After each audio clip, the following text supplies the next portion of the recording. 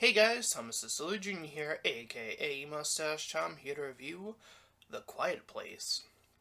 So just a little pretext before I can begin my review. Um, and this is talking about other movies first. In 2016, there was Don't Breathe. In 2017, there was the movie Get Out.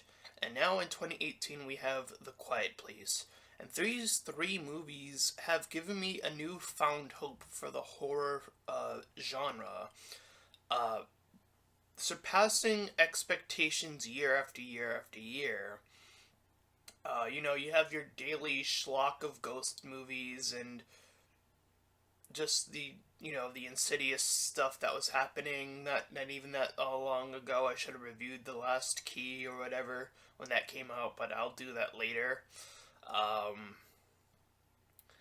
so yes, indeed, A Quiet Place. I'm just gonna say it now, is definitely one of the better horror movies I've seen since Get Out.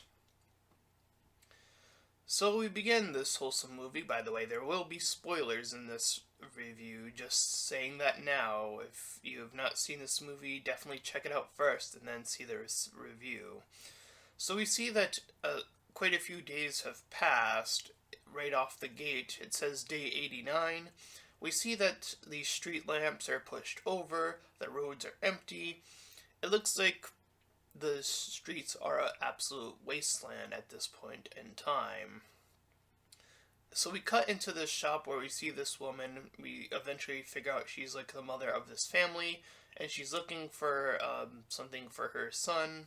These like, I guess something for a headache or something.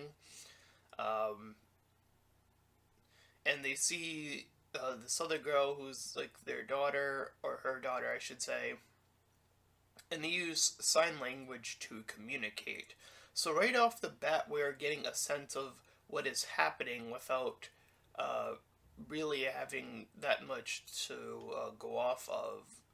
Like in the first few minutes, we know something's up, something happened. They're using sign language, so that means something if everyone's doing it. Um, Anyways, one of the smaller kid that's with them, I believe it's their youngest son, wants to have this rocket so that they can escape the entire planet. Uh, a little hopeful that one was, and I say was obviously now. Uh, but the rocket is dropped, and then the daughter gives it back to him. Um, and they have this sort of like way of regrouping afterwards. Um, Anyways, right as they are about to leave, the boy's given the rocket anyway. So they're going down this road that has salt. I believe it was placed with salt, and that was to help them make less noise. Again, just really well done building up what this whole noise aspect was for. But unfortunately, the boy turns on the rocket, the youngest one, and we see him get snatched away by this creature with really long legs, really long arms, this sort of roundish headed body, just sort of swoop in and just yank the boy away. Uh, so we see a long time has passed, and it's now like it skips over to day 472. So that's been about a year plus since whatever was happening is happening. Uh, so we see that these creatures are the threat in this movie. Then we see that the daughter and the mother are going out. And we see that we see through newspapers and other little tidbits that clearly something has happened. The father is using like Morse code to try to talk to someone else, I suppose. Nothing really ever comes of that I know of. Um, but we do see that, there's the older son. I believe he was the older of the two that was still alive. We also see that the mother is pregnant, and that illumes another possible indication of making noise, because when a baby would come out, they would be crying, obviously. So the kids help make the room. They lay paper on it, I guess, to again blur out as much noise as possible. Um, so the father is up in this little silo building, and he makes this fire. We see these little other fires, I guess, to indicate that there are other families out there doing essentially the same thing that they're doing. They have all found a way to keep in touch in that sort of way, but they're all really far apart too. So there's that. Um, so they have some nice little dinner. Uh, and then they pray silently, and afterwards they start to play Monopoly. Unfortunately, one of the kids spills over one of the candles and ends up making a noise. Spreads a little fire, but the father quickly takes it out, and thus they hear a creature. But the creature does hear another animal, which they use the initial animal as a fake out. But then the creature actually does come in and take that animal and kill it. We then see that the father wants to get a little more romantic with the mother, and they use the headphones to play music, and we do hear the music, and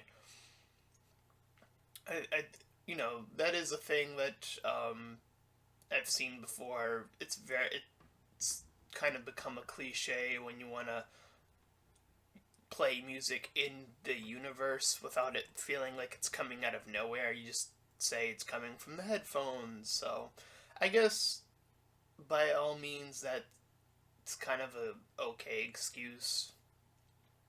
Anyways, the next day comes about, and the father is lining down more salt while the mother's checking in on the baby. Meanwhile, the daughter is moving into this wooden house. She's checking it out, but the father stops her from checking something out. We don't really know what she's trying to look for. At least I didn't figure it out. But the father is trying to figure out this frequency that will help them either. I think it was either to help them find someone else outside of their little groups, or to help them defeat the monsters. That was what they were coming down to as far as the monster weakness was this sort of frequency that would help them. So we cut to the mom teaching the son some math, and then the son's communicating that he's worried about going out with the father because they're trying to get some food. And the daughter's pissed because she is the one that wants to go, but she isn't picked. I felt that was a little odd. Why the father chose the son instead of the daughter, based on the communication. I guess there were some communication issues before, but I don't really know what that was. So anyways, the daughter does pack up and going on her own, which leads to the father going toward the river, and we hear that the water is clearly making noise, but the creatures are nowhere to be found. The father uses his communication saying that there's an even bigger noise further downstream, I believe it was. Or upstream, I don't know which way it was, but anyway. The mother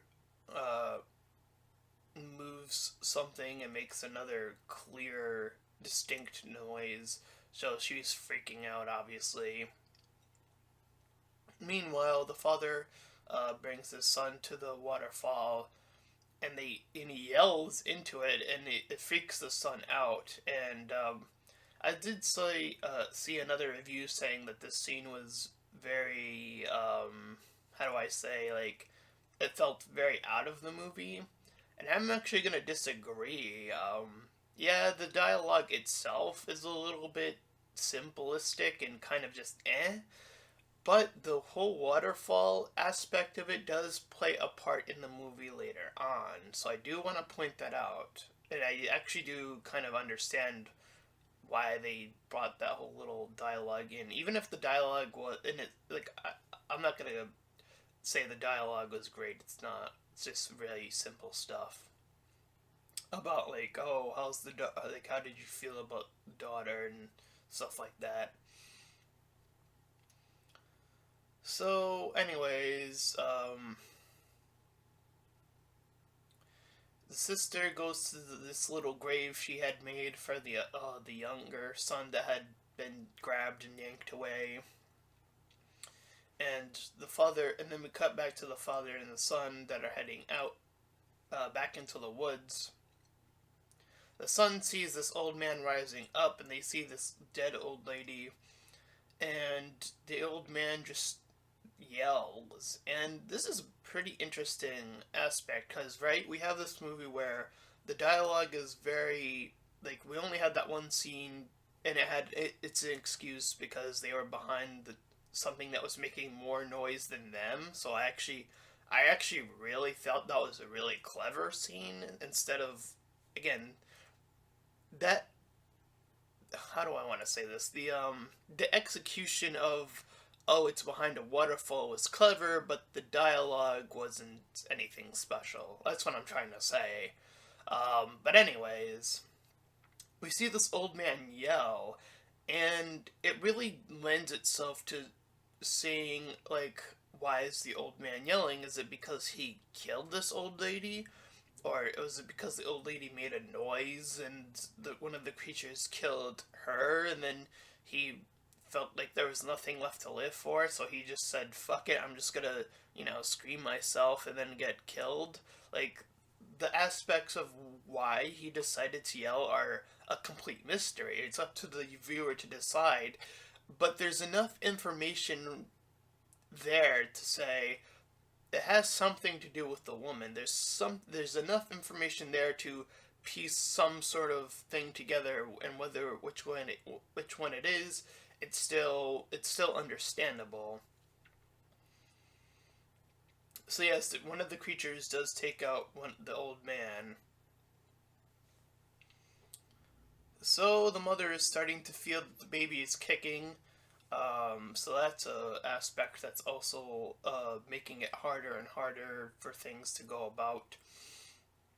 But in addition, the mother then hurts her foot on this nail that was sticking out of the floorboard, and then she's like in double the amount of pain, trying to stay silent. She turns these lights red. They were usually yellow, but she changed them to red to indicate that there was a monster around the house, and the father and son return to see the red lights. Uh, and this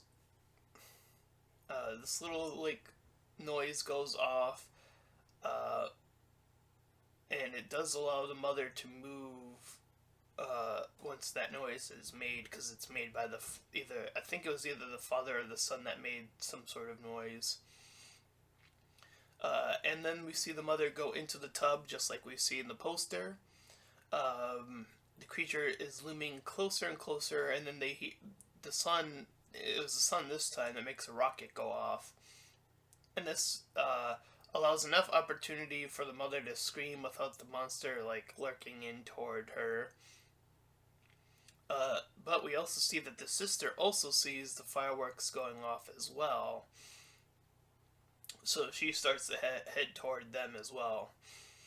So the mother decided to hide in the shower, and when the father turns inside, there's like a little fake jump scare with like the mother like hitting up against the glass, I guess it is.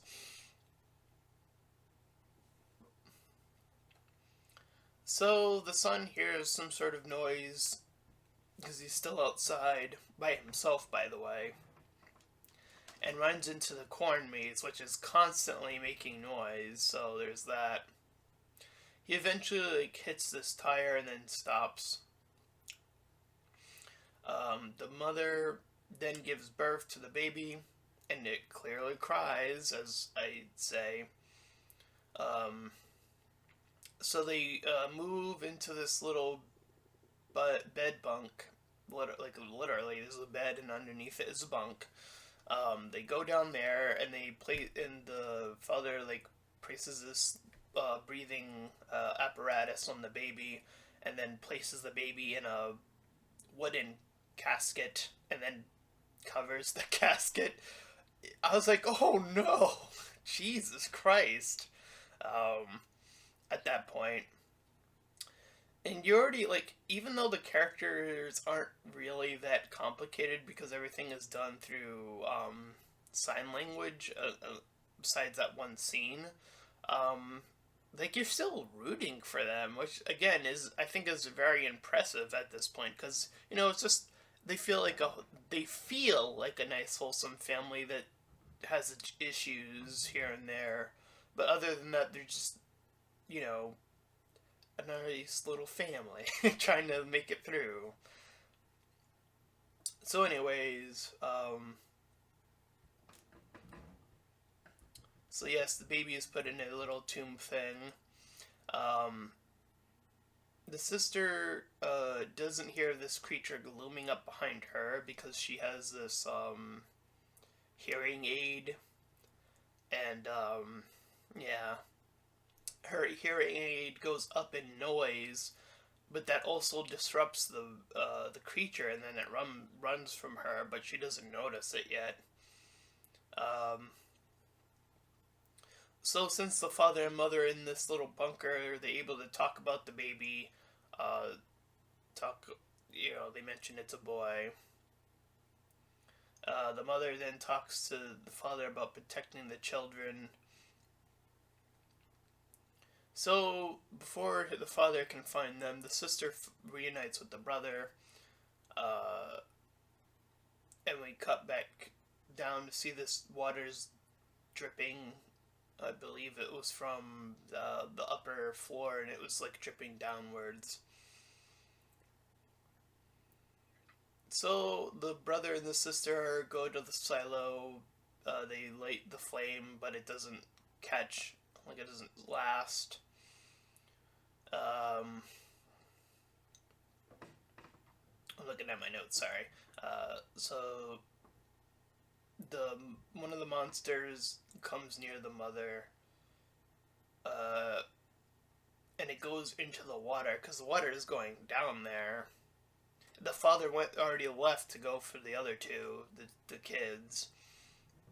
So we see the monster rise up just as she's picking up the baby, and you're like, oh no, not the baby! So she goes behind the water, and that's why I thought it was really clever to have that water scene before. She goes behind the water, it's dripping down in front of her, so it's making that noise, and it's covering her noise behind it. So the creature can't tell what's behind that water at this point. So, this while that's going on, the father's still looking around. The son drops down into the silo because one of the metal things like drops, and he falls into this like corn. I guess it's corn, like unpopped corn, or because they're in a corn maze, obviously. So yeah, Anyways, it clearly makes noise, and then the daughter drops down as well. She starts sinking in. The brother saves her. Then the monster drops in. And then they like use the metal plate that they have to like hide underneath that. Um, and they manage to get out when the monster, like, because the father makes some sort of noise, if I remember correctly, and then the monster, like, heads out. So the kids get out from the silo, and they meet up with their father. They stand still because the creatures are still very, or two, at least one of them are still very near them. And he moves, and he tells them, the kids, to move to the truck while he tries to set off a distraction. So he like I think he like bangs something, and then the creature goes toward him. The father, that being. And then like he like tries to strike the monster, but then gets hit, and the son calls out to his father, like clearly, like saying "father" or whatever it was, or "dad" or something like that. Anyways, the monster quickly turns its attention to them, to the truck that they're in. Very similar scene to Jurassic Park. Like the monster's like clawing at the top of the truck, though. Um, the father drops the axe, which makes the monster turn to the father, and then he's like looking at the father, and he like sends a message to the daughter, and then screams so that the monster will head back to him.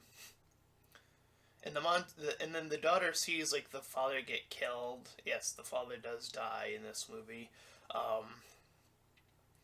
And the rest of the two kids go use the truck to return home. Then we see the daughter looking at the father's stuff, and she's looking at all the notes that he left behind.